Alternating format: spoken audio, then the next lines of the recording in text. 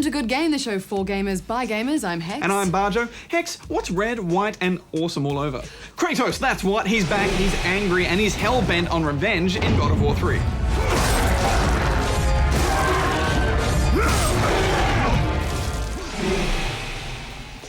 Yeah, well, if rubber and vodka are your thing, then we might have the game for you in this subterranean shooter, Metro 2033.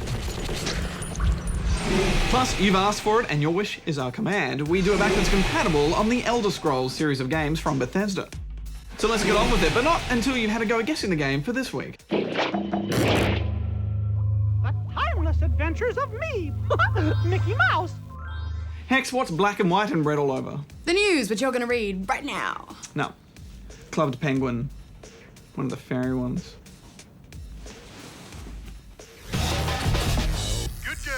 Ubisoft's new phone home digital rights management scheme came a cropper last week. A fault in Ubisoft's European DRM servers caused mass outages for owners of the PC version of Assassin's Creed 2. Because the game refuses to run if it can't connect to those servers, millions of paying customers were inconvenienced. This DRM scheme is now standard across all PC games from Ubisoft.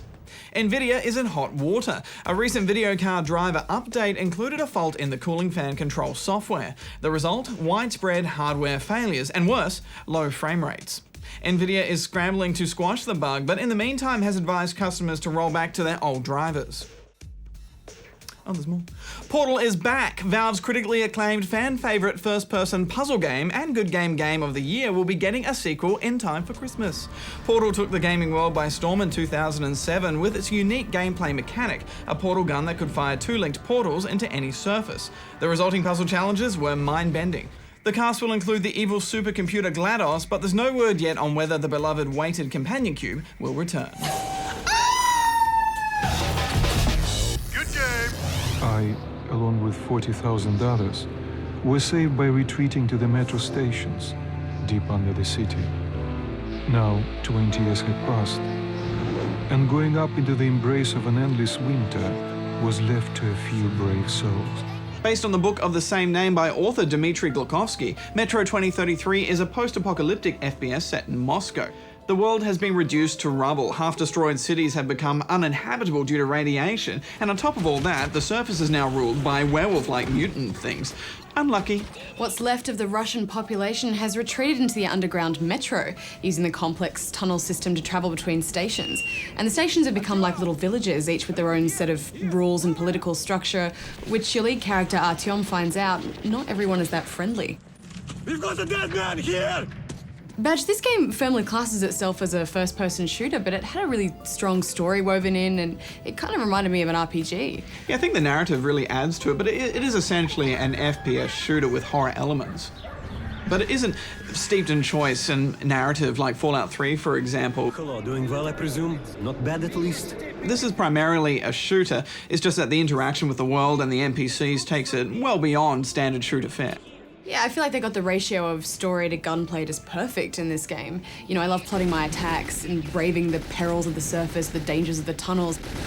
But when I'd actually get to the metro stations, learning more about this post-apocalyptic setting was just a joy. You know, you'd pass rooms where you'd catch snatches of conversation through cracks in doors, or families around a campfire talking about the old Russia. Do you think one day we could go back up to the surface? I've never seen Moscow, just the old pictures. Moscow's gone. Soon we'll be gone too. Plus, there's plenty of shady arms dealers to offer up a variety of weapons, and you can carry a bunch at once, which is always appreciated. Best gun in the world!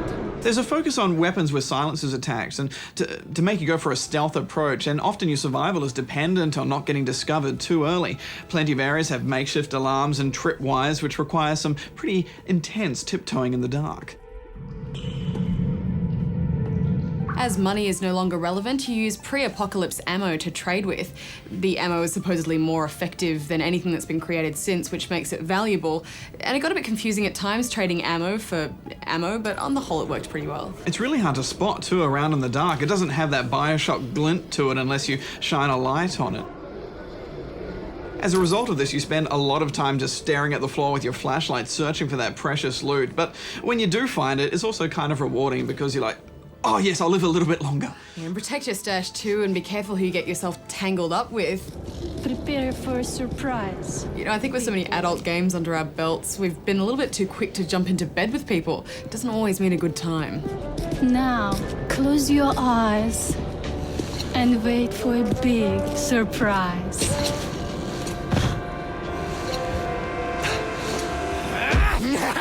Along with ammo and guns and health packs, you also need to have gas masks and filters to get you through the areas which have been poisoned.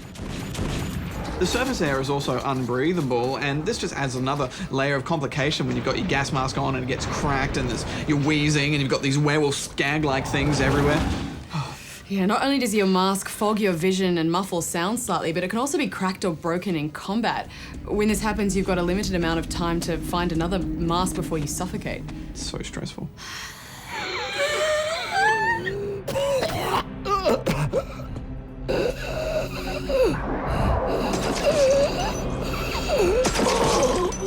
Your mission objectives come in the form of a physical list that you carry with you and a compass that points you to your next objective.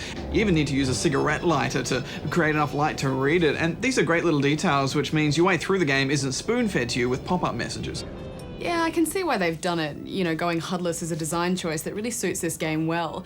It is an adjustment though. You know, so often I just wanted a map to show me where I was in the scheme of things, but the discovery is more memorable this way, and I managed to deal. Combat is solid, and there's a good selection of weapons. You can't just go into a level and spray and pray. Every single bullet needs to be conserved, and you need to get as many headshots as possible or you just won't make it through a mission. Yeah, in this tumble-down environment, there's plenty of space to take cover though, which is a blessing, and the game autosaves regularly, so checkpoints are quite forgiving too, which I really appreciated in those trickier, ambush-prone areas. So Badge, what did you think of Metro all up? Well, being a big Fallout 3 guy, I was worried they'd try and copy it and just fail dismally, but being that this is an FPS, it's not really fair to compare the two. And even though this world is just so depressing, I really loved being in it. I'm giving it 8.5 out of 10 rubber chickens. It really did such a wonderful job of creating a chilling atmosphere. You know, I loved shuffling my way through crumbling tunnels and abandoned buildings, searching for gas mask filters and, you know, trying to find safe ground.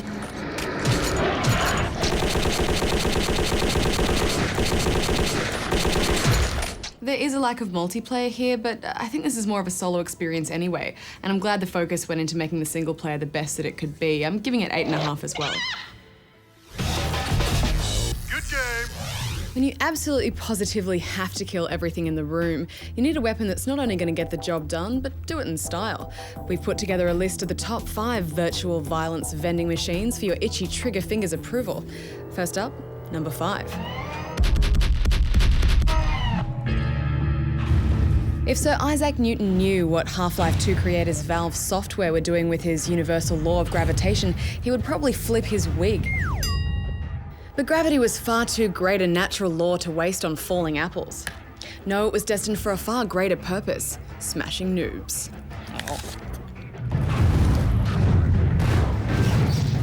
With Half-Life 2's gravity gun, the Earth's gravitational pull became a potent weapon in Gordon Freeman's never-ending quest to maim bad guys, turning just about anything into a deadly projectile, from random scraps of metal to bits of wood and exploding barrels. You could even use it to shoot bad guys at other bad guys, making this an easy number 5. Despite their reputation for having brains the size of a single walnut, we still think dinosaurs are way too smart for their own good. The solution? This.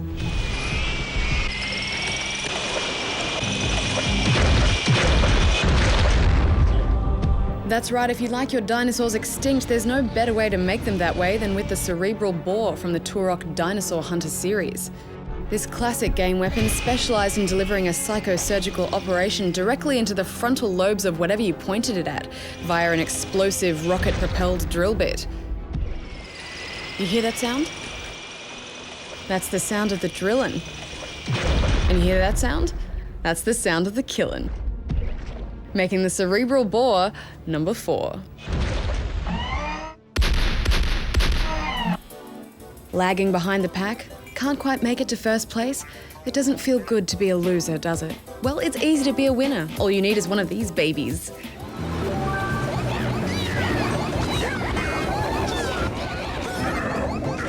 Mario Kart's red shell is one of gaming's truest guilty pleasures. Just drive your cart over one of the randomly selected weapon dispensers, cross your fingers and wish for the red shells, and then fire at will. They work just like a heat-seeking missile and have an almost 100% strike rate, making them one of the most satisfying weapons in all of gaming. The third most satisfying, to be exact.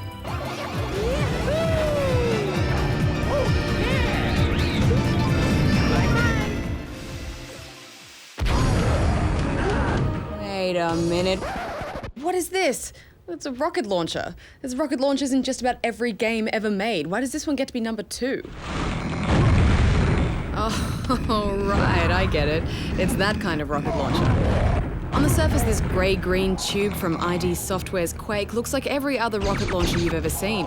But take a break from turning the game's villains into blood soup and you'll also reveal its true purpose: stupidly high rocket jumps. Just aim it at your boots, run, jump, and then fire.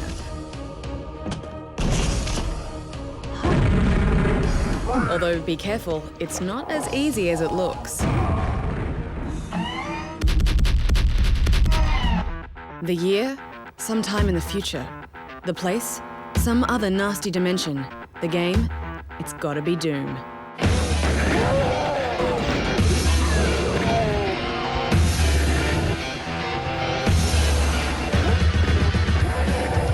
Now, we won't lie, the Doom series has had so many memorable weapons that it probably deserves a whole top 5 unto itself. But if we had to pick just one, it's gotta be this.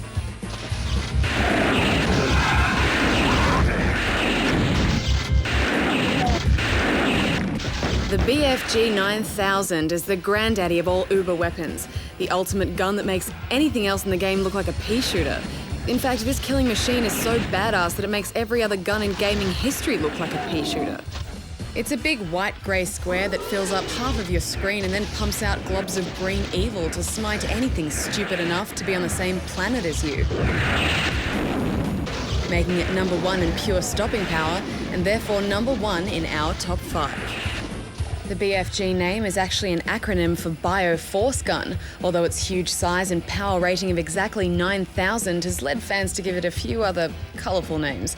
So next time you need a good sidearm but can only take 5 WMDs into battle, take Good Game's advice and only take the best. Good game.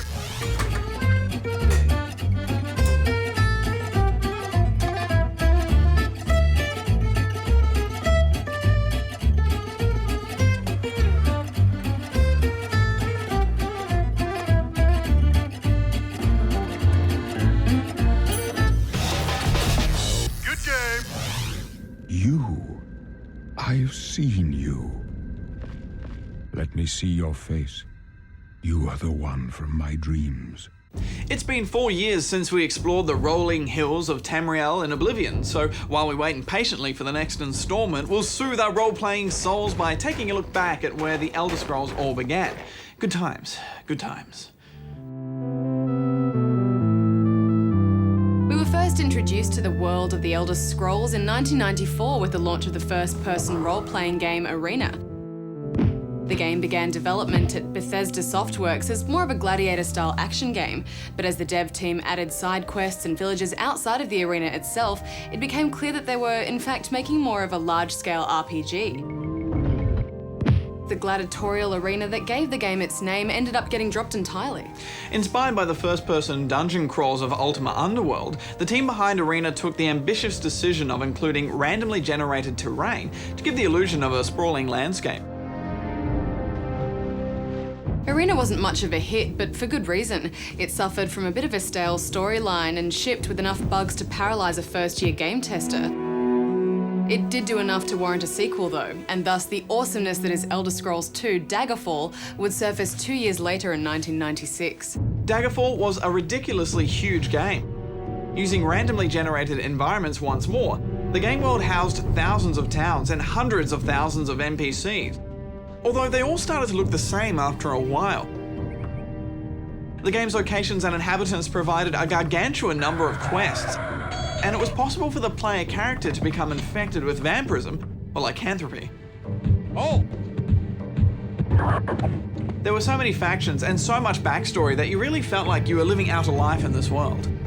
tomorrow you sail for the kingdom of Daggerfall. Bethesda wanted players to tell their own story, so following the main plotline was completely optional, with up to 6 possible endings depending on your actions. Of course, such a massive world also proved to be somewhat unwieldy, and once again a plague of bugs emerged to trip up many an adventurer. Bethesda would turn their minds to creating a smaller, more manageable and yet more detailed game world in the 3rd installment, Morrowind. To the east, to Morrowind. Morrowind, set in a small game world when compared to Daggerfall, is still big enough to lose yourself in for months on end. The game took place on an island called Vardenfell, introducing the sort of rambling terrain that would feature so strikingly in Oblivion. In fact, Bethesda was settling into a real formula, as Morrowind further refined the use of alchemy, which allowed players to pick ingredients and blend potions, and the game's guild system, which allowed players to specialise in a role, such as thievery or magic. Of course, there were many aspects of Morrowind's gameplay that were begging for improvement. It was unfortunately possible to kill off NPCs that were crucial to completing certain quests. Many fans of the series still prefer Morrowind for its use of fixed-level monsters. That is, there was no scaling. It was possible to encounter creatures that were beyond your combat abilities, forcing you to leg it. As one of the early titles for the Xbox 360, Oblivion carried with it the weight of expectation. It did little to disappoint. Who could forget that moment you emerged from the Imperial sewers to gaze out at the beautiful landscape before you set off to find the long-lost heir to the throne?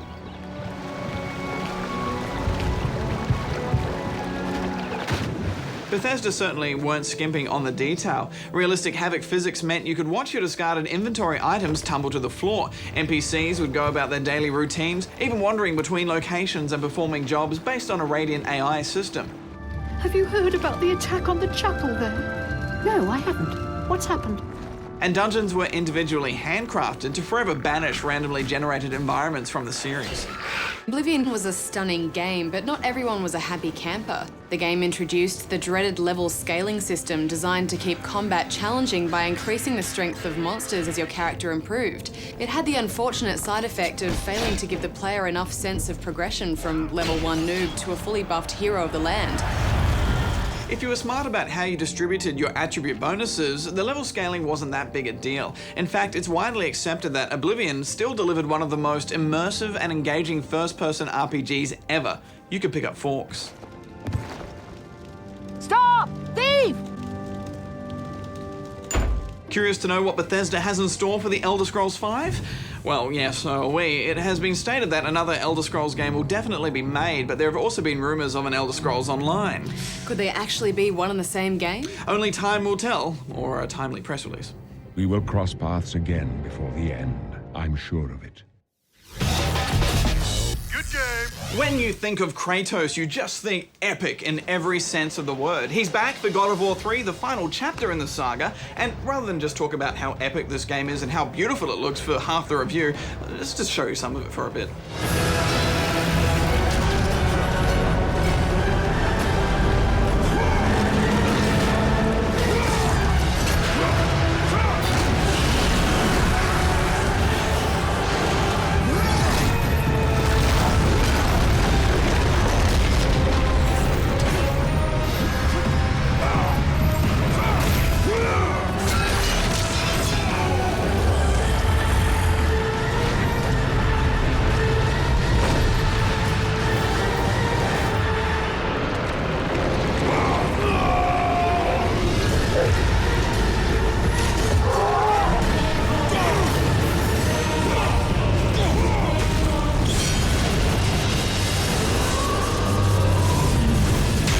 My vengeance ends now. Kratos has had enough. He's tired, he's angry, he's sick of fighting in an almost Danny Glover Lethal Weapon 4 kind of way. I'm getting too old for this shit. The ghosts of his past have haunted him long enough, and it's time to bring down Olympus and kill his father Zeus. Kratos begins his journey by climbing up towards Zeus and his super best friends with the help of Gaia and the other Titans. It's the Titans' war too, but Kratos doesn't like to share his vengeance. Do not deny me my revenge! This is a story of vengeance and redemption for Kratos. He's more merciless, arrogant, and fearless than ever before. And after a while, you start to get that Shadow of the Colossus vibe, partly because of all the giant monsters and bosses, and also because you're not really sure of his motives for killing all of these creatures, which some are kind of semi-innocent. Right from that first glorious battle with Poseidon, you really get a sense of how cinematic and massive your journey is going to be, and it never lets up. Accompanied by eerie ambience and a triumphant orchestral score, the game will just keep offering up surprises till the end. I did find some of the dialogue a bit hit and miss. I seek the flame of Olympus. Do you know of it? For what purpose, Spartan? For the purpose I have chosen. Now tell me, do you know of the flame? It does help if you've played the previous games to understand the story. The cutscenes and encounters will just mean that much more to you. Everything here will feel familiar to fans, right from the button combinations to the ritual stripping of your powers. There's a few new tweaks and additions though, such as the Head of Helios, which will light the path and blind enemies, and it can also reveal secrets. Kratos also scores himself a pair of fancy ninja boots, which is a shame it wasn't used more in platforming, because it's quite fun scampering up the walls. The grapple system works great. You can latch onto a foe and just keep that combo going, and it can also recover from a big knockback. I didn't like how L1 plus X makes you cycle through all the weapons. It kept stuffing me up in the aerial combos. Didn't you find in general, though, that the combat was just more fluid? Yeah, absolutely. The grapple system, just closing that distance, makes everything go a lot better. On normal difficulty, you won't find any real challenge until about hour 10, and I think they've tweaked it this way on purpose because there were so many moments in God of War 2 where you just wanted to put it down because it was so hard. Play this on hard, though. You will be asked to drop the difficulty down if you die a bunch of times in a row. Yeah, that happened to me a couple of times, and it made me feel like I can do it. Didn't tell me what to do, difficulty settings. But if you play it on hard, you'll think about the fight in a more interesting way. When to use your magic, which weapon to use with which enemy, when to open the health box, when to get some breathing room and take off who you can with the bow. It all just makes the victory swirl much more rewarding. Victory swirl? Yeah.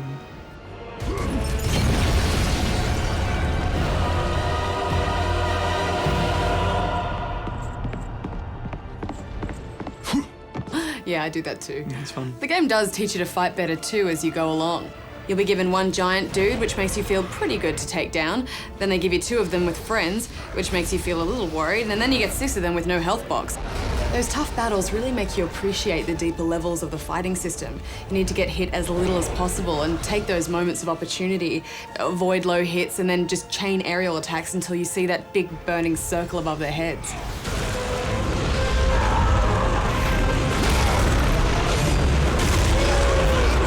QuickTime events now appear on the sides of your screens in a white border, and it's much easier to pull them off. They're all in your peripherals, and they're gorier than ever. There's face smashes, head snaps, eye gouges, intestines big and small. And there's just so many moments throughout the game where you just go, oh! Yeah, it's wonderfully gross. Plus, the camera control is excellent. The only time that the game doesn't show you something is when it's trying to hide chests on purpose. Although, Badge, I didn't realize in ancient Greek mythology they had Guitar Hero.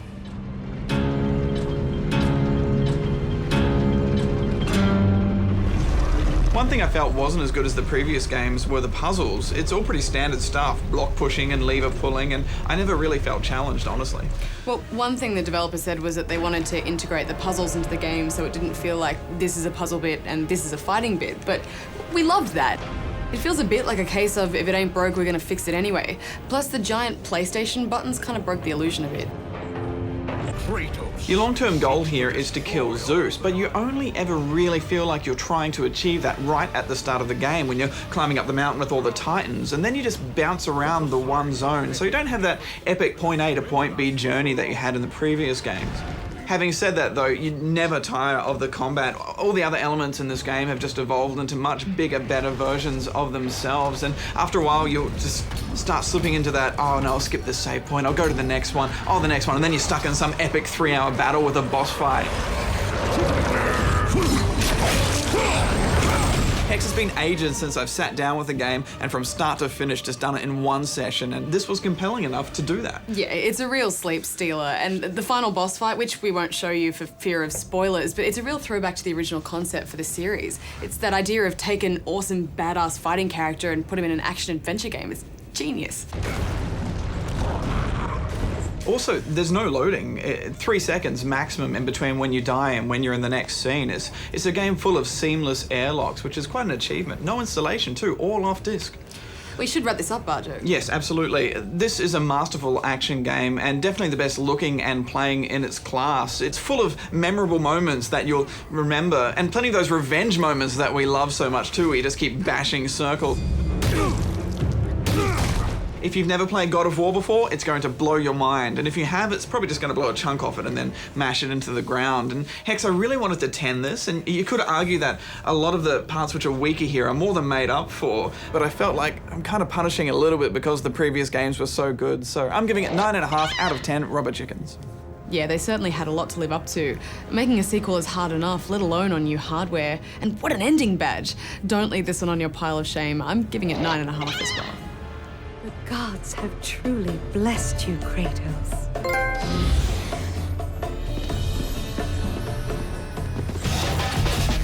Good game. So, did you guess the game for this week? It was Mickey's Wild Adventure on the PlayStation, one of the very first games that God of War creator David Jaffe had a hand in designing. Hiya, Mr. Goat.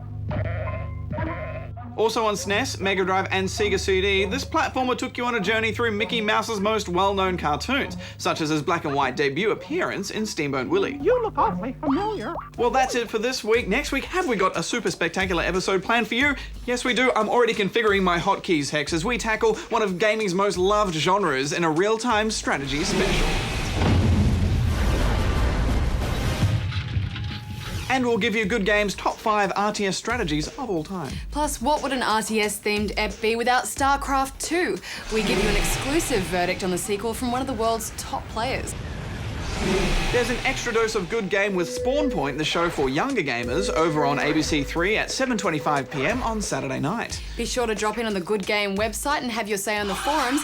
Until then, may all your pings be low and your scores high. Hex out. Barjo out. Oh.